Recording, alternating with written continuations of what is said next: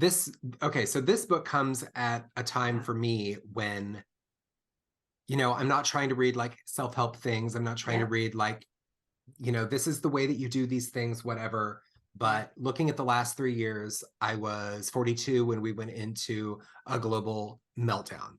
Same. My kid, my exchange student got evacuated early from Switzerland to go home because of this pandemic. Yeah. 1.5 years of lockdown, losing 15 people, coming out of that, hosting again with a school situation that wasn't ideal. Yeah. Losing my 2 best friends of 28 years within 3 months of each other. Let me tell you that the first time I started crying when I was reading this book was when you talked about coffee the exact color that you like it. Talk about a microjoy. Oh my God. Talk about just like owning the space to just say, no, please give me the cup of coffee that I want to drink. It's the one thing that I'm going to have today. Let me please just get this one thing. And, it was your friends noticing that is exactly what you needed. And that was all you needed. Yeah. To put you to rights. And, to make these connections again with people, for people to see you, to get through this thing. I've accepted that I'm firmly in middle age now. Yeah. And so I have had just body blows for the last couple years.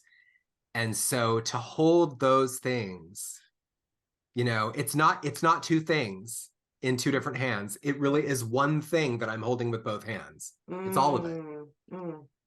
So I'm so grateful that you put a name to just allowing the grief, allowing this mourning, allowing this beautiful morning, your rainbow coming in through your window, all of it.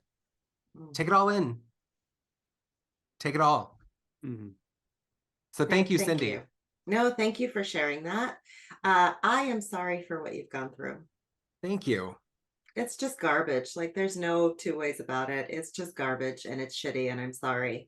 With that said, it brings me deep joy to hear you talk about that essay, because I remember writing that essay and sitting in a cafe and not having anything to write. And so I started writing about the coffee, and I remember sending it to my editor, and I was like, this is a dumb essay, but can you read it? And she's like, oh no, this is not a dumb essay. Like, and so hearing you say that, it just brings me back to that moment of being so unsure of why I was sharing this much detail about the color of my coffee.